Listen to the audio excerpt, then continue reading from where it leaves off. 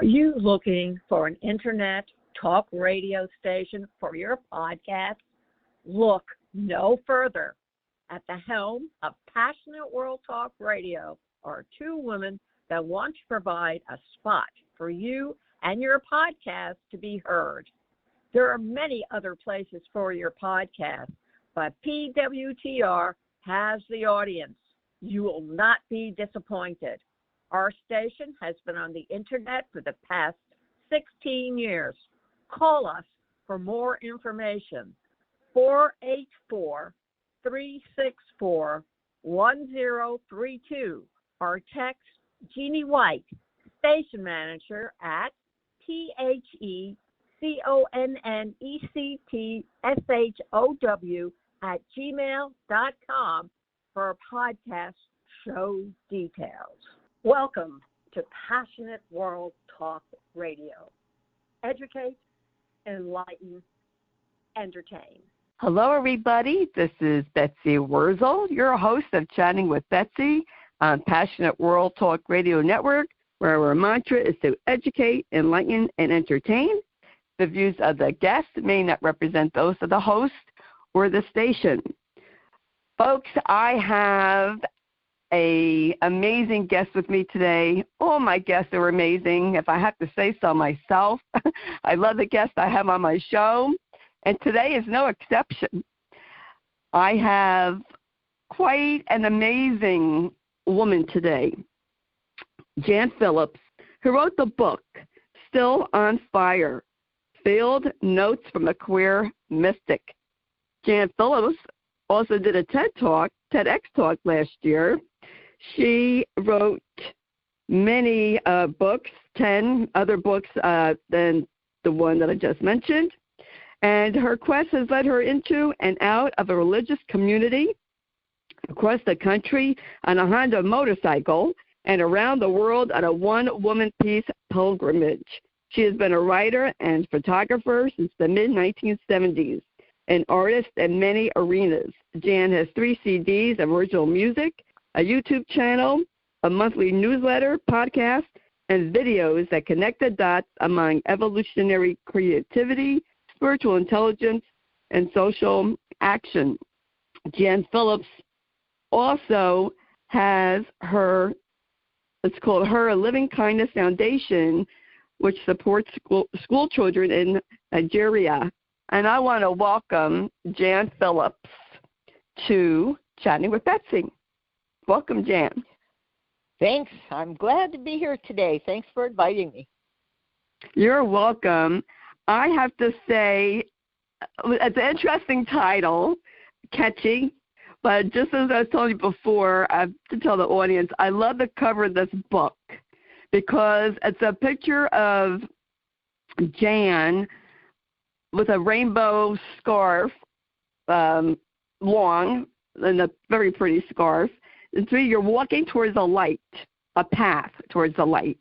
And I think that it's just as very significant to your book, what your book is about. And I always ask the authors them, what motivated you to write this book? There's a good question. You know, all the other books I've written have been nonfiction books about, making a commitment to your creativity or understanding the healing power of shooting photographs or divining your body, having respect for your body. But this one is entirely different because it's a memoir. And writing a memoir is nothing at all like writing a nonfiction book. So I wrote it because I'm 72 and I have mastered the ordeals that I have experienced to date, and I think that's what a memoir requires, is the stories from the author who show how she got herself into predicaments and out of predicaments, lived to tell about it, and says thank you at the end of every one. So I felt finally mature enough and wise enough to write a memoir. Actually, Jan, I feel that the older I get, the wiser I get. And hopefully with age does come wisdom. That's for sure. Because we experience life a lot more. I mean, I'm 64, so yes, you're much more experienced. Who would you say this book is for? Well, there's two groups primarily. There's a massive exodus movement of people leaving their churches in droves in order to find God because the churches have failed to show up with much integrity or respect for the whole human family. They've just been a big disappointment. So for anybody in any marginalized community, like not just LGBT, but others, people of color, people who are more evolutionary thinkers and are changing their notions of God, the old traditional ways no longer serve us. So it's a memoir written with people in mind who have been dealt with in a way that has made them feel like an outcast, and also people who have devoted themselves to their spirituality in such a way that they understand their complete oneness with everything that's unfolding around us. That's the mystical part, that even though I know there's a red and a white America, a red and a blue America, I really strive to have loving conversations with who's ever, my counterpart in, say, political thinking. This is a big day in our history. It's January 6th. There's a lot of people that supported the insurrection at, the Capitol. And I want to be able to talk to those people in a loving and compassionate way. So what I'm trying to do in my book is really illustrate all the ways we're more connected than we are divided. Absolutely. Oh, absolutely. Yes, I definitely agree. I just had an interview with someone a couple of weeks ago talking about discrimination in the LGBTQ plus community as far as medical care and being, in facilities. And so I say, Jan, and I've said this on my show many times, it shouldn't matter who a person loves.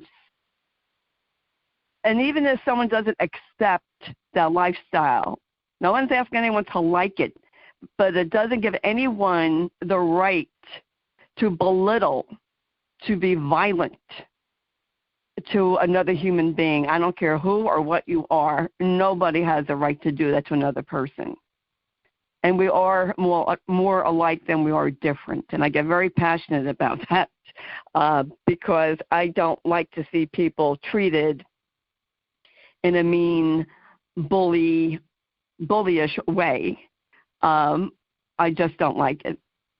I've been bullied, so I know what it's like, and it's not pleasant. And your book is interesting because you grew up Catholic. You discovered you were gay at the age of 12, and at that time, it was not accepted. And you said that you were, had suicidal thoughts, which is very common, unfortunately. And how did you deal with that? Did you seek any help for that? Because I know at that time you didn't talk about those things. Yeah, there was really nowhere to go. I wrote some suicide notes and put them in our family bathroom wastebasket, hoping somebody might discover one and realize I needed help. But that never happened. But I did miraculously have my 6th grade nun, Sister Helen Charles, looked at me moping around, just so unhappy and depressed, and she started a campaign called Positive Reinforcement. She called my mother and said, "Something's wrong with your daughter. We got to fix her because this kid's so smart as a tack, great athlete. She's everybody likes her. What's wrong with her? She acts like she's ready to kill herself. So it took a few months, but they really affirmed me, and then the day happened where the caterpillar turned into the butterfly. And that's when I decided I was going to be a nun, because it appeared to me that nuns had a magic wand. If they could make a kid who wants to kill herself into somebody who's just, shining like the sun, I wanted that magic wand too, and I wanted to save kids who were in distress. So that's why I made the decision to go into the convent, because a nun saved my life.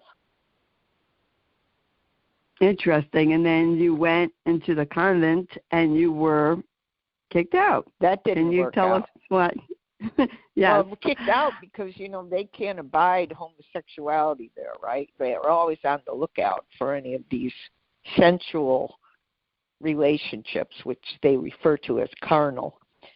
And any human being between the ages of 18 and 20 are at a point in our evolution when we're ready to explore our bodies and to have intimacy and to fall in love and to experience, the next steps past our teenage years. And I was that. And so I fell in love. I fell in love with two novices, one right after the other. And that provided my superiors with all the evidence they needed to send me home. So it only lasted 2 years, but in that 2 years, I got the formula for bliss, and I figured out what I needed to do to create a life that was totally joyful. So that's all I needed. And I was introduced to my master spiritual teachers, who were all men at the time: Thomas Merton, Dietrich Bonhoeffer, and Teilhard de Chardin, a paleontologist, a mystic, a monk, and a social activist. So that was why I was there for 2 years, to get that, and then I could go home and become more prophetic out in the world. And is that what started you on your mission around the world? To learn about different religions? No, the mission was, because I was a photographer and I was an activist in the time of my activism in the mid-70s, early 80s. Ronald Reagan was around, and he was creating a big, huge maelstrom called nuclear proliferation and, escalating the warheads that we had and this big fight with Russia. And it was a terrible time because the news was just full of, all news about this nuclear buildup and how many times we could blow up the planet. And I got very nervous. I'm maybe 30 years old or something. And so I made a slideshow of the peace movement as a demonstration of, I'm not in that group of people who believe in amassing weapons. I'm in this group over here of people who insist that we have no more nuclear weapons. And so all the photographs of the demonstrations and rallies and what we look like as a people and how joyful we are and colorful and diverse. And so I had that slideshow already done, but it was reading the book The 100th Monkey that caused me to consider going around the world and sharing my slideshow. So I started in Japan. I saved up $5,000, and I was going to go as long as I could last on that amount of money, which was a year. Wow, that sounds so exciting. I'm in Nagasaki. I'm in a room with 40 people who survived. They're called hibakusha, the people that survived the big fire, the nuclear bombing in Nagasaki. And I showed them my slideshow of people in the United States, including Buddhist monks and Japanese cohorts and lots of signs in Japanese. And those hibakusha all just cried for joy because they said we never thought anybody cared about what happened to us, and they felt so alone. And now they're seeing pictures of millions of people saying no more nuclear bombs. So, it connected. As a photographer, any art form that we choose, whether you're a poet or whether you write music or short stories or whatever, those are our vehicles for communicating our higher missions, which is harmony or peace or joy or whatever you're drawing attention to. So I did it as a photographer, and then I had to learn how to talk to groups, and so I became a public speaker.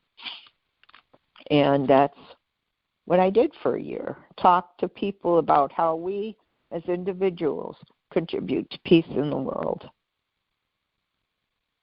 Yes, we create ripples, either negative or positive. Definitely there is that ripple effect. And, hopefully we produce wonderful ripples and not the negative ones. And people, I find, Jan, feel like they're the only ones who feel the way they do, but they're not. A lot of people have very similar feelings. They're just afraid to say it because they're afraid of being judged. And we have a young audience, so I want to put in perspective for the young people out there. When Jan came out, when she felt those feelings at 12, it was not accepted. And you were shunned. Some people were thrown out of their house. I found out that I had a cousin who was thrown out for being gay. This was in the 60s. And to come out at, even when you came out, how old were you when you officially came out, to your family? Because even then, that was not accepted. 22. And what? Yeah, I was 22, and my mother told me never to tell my father because he'd have a heart attack, and I would be responsible for his death. Yeah. See, that's the pressure. And do you know what year that was, Jan? Yeah, that was 71, 72. Yeah. So that's what we're talking about here. Only happened in 1969. Cops were still going into gay bars and stuff and booting people up, rustling them up, putting them in their paddy wagons. It was a big mess. But when Stonewall happened in New York City, that was the beginning of the gay pride movement. And so things started to change slow, but look at us now. But still, one out of gay teens are 4 times more likely to ponder suicide than little straight kids. Yes.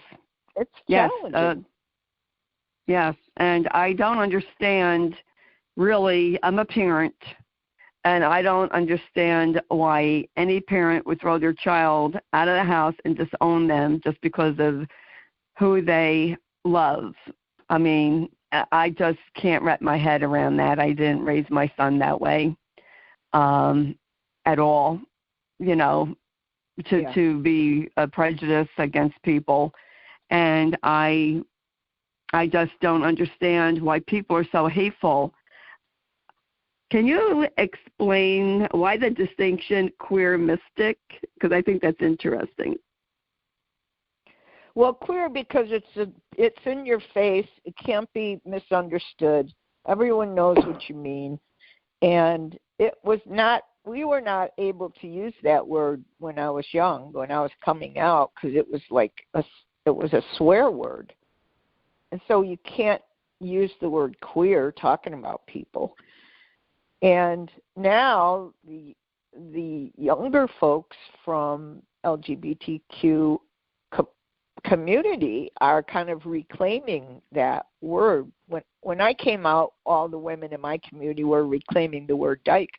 So we were just using that word to refer to ourselves and each other in a really loving and supportive way, because that word had been used against us for so long.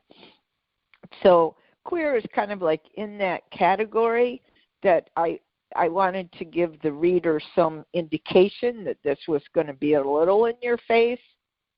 And because I'm really out there, right? I just will not be silenced. And that was that. And mystic, because I'm reclaiming that word, because it's so arrogant to go around and call yourself a mystic. But I had to redefine, I had to re-say what a mystic is. It's just simply somebody who has an unmediated relationship with what they consider to be the sacred invisible forces. You know, I'm post-theist. I don't even have a personal God out there that I communicate with. It's more like the air in my lungs and the air that I breathe. That's my access to divinity right there. It's like wherever I am, it is. And so I took it upon myself to redefine the word mystic so people don't think back to Teresa of Avila in the Middle Ages, you know, beating herself with, you know, a chain and being in tears, weeping and wailing because she's having some kind of mystical vision. It's not like that, you know, in the year 2022. Ordinary people all around us are mystics. You just don't go saying that about yourself. But I did, because I'm all that, right? So, and you're not going to shut me up and go ahead and have your judgments. Oh, how arrogant she is. Go ahead and have it, but read this book, because there's stuff in here for you. So, you know, I don't know. I just pushed the limits a little bit with that subtitle. And I'm proud of it.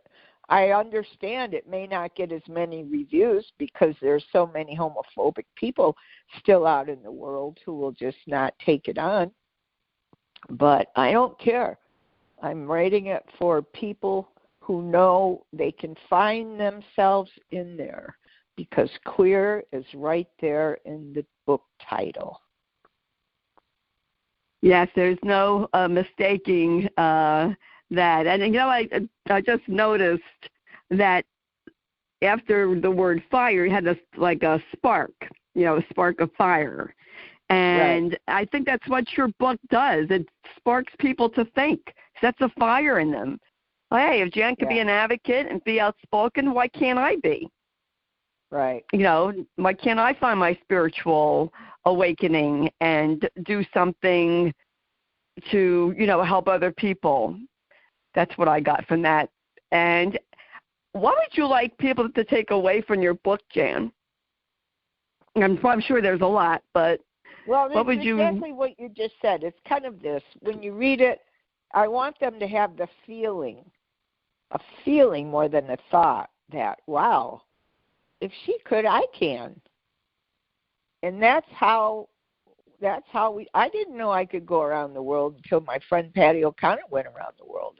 I wasn't able to imagine it. It was just too big of a task. And she called me one day and she goes, hey, you want to go around the world with me? Because Pan Am or TWA Airlines was offering this. Go around the world, $1,100, just keep going in the same direction. You can circumnavigate for that amount. And I just said, you can't go around the world. She goes, yes, you can. And she left without me because I wasn't big enough to imagine it. But when she came home with all her pictures, I said, aha, you can go around the world. And that was just at the same time that someone left a copy of the 100th Monkey book on my desk. And that was the motivation I needed to just start that journey. You said something very important, Jan. Sharing your stories helps other people. And I say this all the time in my podcast, that we help others by sharing our stories. And, you know, people think, oh, I can't do this or I can't do that because I'm this, because I'm that. And when you hear people who are just like you or very similar to you, then it gives you a hope. Yes, I can do that. I can travel. I can be an advocate. I can speak up and do what I was meant to do. And I think that's a wonderful thing. And I think that's what the whole book's about, ultimately. You know, it's about being your own spiritual authority, getting disentangled from all those constraints that we grew up with, whether it was your culture, your family, your community, your church. You know, just cutting those ties if you need to for your own well-being, and also considering yourself an instrument of peace, as St. Francis wrote, make me a channel of your peace, right? It's through us that God works in the world. You know, we're, as Catherine of Siena said, we're the hands, the feet, the ears, and the eyes of the beloved. And it's up to us to make peace. Nobody's going to, no outside, there's no God who's got the whole world in his hands, right? We got the whole world in our hands. So that's the part of social action. So I'm just really weaving those three things into a beautiful braid that says, here's how to make sense of your life. You know, consider, what do you believe in? What are your spiritual beliefs? Because really, if you get up to be 30 years old and you're still believing what they told you when you were in kindergarten, there's something wrong with that picture, right? And consider, how does that fuel your action in the world? Because there's a close connection between our spiritual beliefs and our physical action. Reaction I take is part of my spirituality. And I'm going to the brewery later today with my niece because part of my spirituality is always seek joy, right? So yes. Always seek joy and seek fairness and justice, and you'll have a great life. That is beautiful, Jan. I want you to tell the audience about your foundation, Her Living Kindness Foundation. Sounds very interesting. How did you... It started because I was in Nigeria to teach. I did an evolutionary leadership workshop for a community of Dominican sisters over there in northern Nigeria. And I said, there was one white sister who invited me to come from Kansas. All the others were Nigerian. But I said to her, I'll do this. I'll volunteer even to do this weekend for your community. But in return, I'd like you to take me to 4 or 5 of the villages that your NGO, or it's just another word for nonprofit, she was running a nonprofit called Hope for the Village Child. And so she took me to these villages, and I went to the last village we visited, and it was mid-afternoon, and about 40 kids were lined up outdoors still waiting for the teacher who never came. And that happened many days a week, that a teacher didn't arrive, and the kids just stand out in front waiting because they're just so desirous of a teacher. And so, make a long story short, Sister Rita and I said that was unacceptable, and we took what steps we could take. We talked to the village community people. We talked to the tribal chief. He donated a piece of land. The villagers said they would build a learning center with with an apartment on each end if we raised the money for them to do it, and it was $25,000. So I came home from Nigeria and started the Living Kindness Foundation, started fundraising, and we built that. Within 3 years, the building was up. And it had 30 laptop computers and solar power, and 2 teachers live up there full time now. So it's like when you wonder what to do next, you just look at the problem that's breaking your heart and figure out how to solve it. So that's how Living Kindness Foundation got started. And after the Nigerian project was launched, then George Floyd happened, and I just turned all the resources to the direction of racism in this country. So I'm now supporting Black women writers in the States whose mission is anti-racism. So that's how that goes. Wow, that's fantastic. I find you very passionate and very exciting, and it was an honor and privilege to talk to you, Jan Phillips, and thank you for writing this book, Still on Fire, Field Notes from a Queer Mystic. How can people get in touch with you, Jan? And how can they buy the book? JanPhillips.com.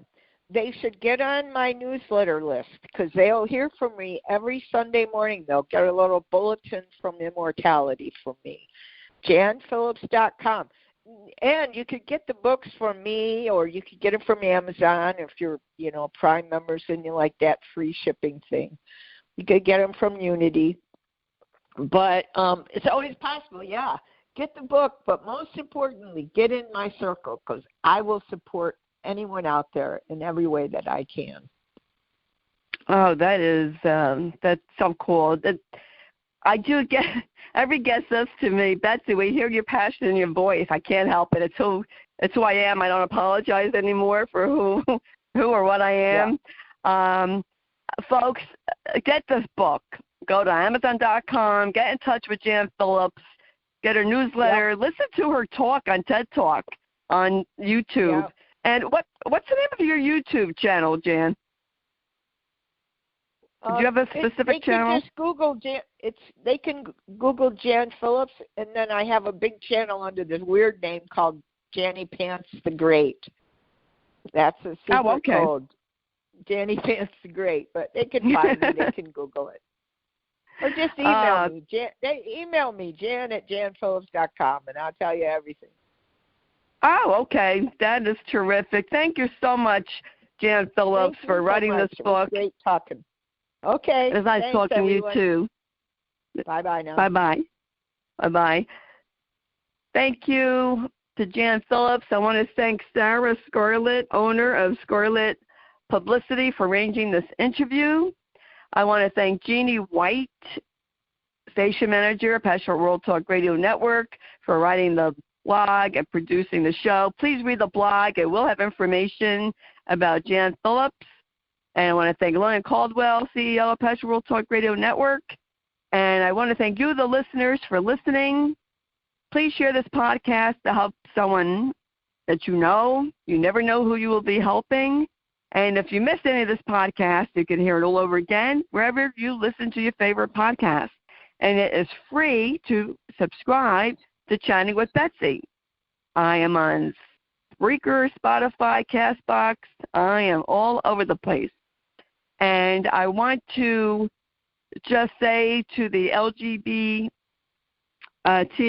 plus community that my support group, #Kick Alzheimer's Ass movement on Facebook, welcomes the gay community. You are all welcome to join if you have someone that you know that has any kind of dementia, or if you're a caregiver, or you want to learn about Alzheimer's, how to be an advocate, please join my group. I welcome everyone from every walk of life. And you could also check out my personal page, Betsy Wurzel, Wurzel. So thank you for listening. And folks, in a world where you could be anything, please be kind. We need it. This is Betsy Wurzel. You're a host of Chatting with Betsy on Passionate World Talk Radio Network. Goodbye, everybody. Are you looking for an internet talk radio station for your podcast? Look no further. At the helm of Passionate World Talk Radio are two women that want to provide a spot for you and your podcast to be heard. There are many other places for your podcast, but PWTR has the audience. You will not be disappointed. Our station has been on the internet for the past 16 years. Call us for more information.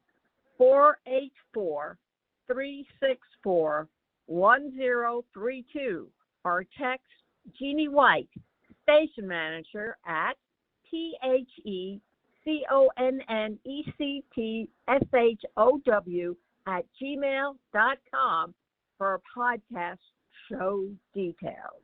Thank you for listening to Passionate World Talk Radio. You can listen to this program all over again by going over to https://passionateworldtalkradio.com. You can also hear it on Spotify, Spreaker, Amazon Alexa, AMFM247.com every Tuesday evening between 8 and 9 p.m.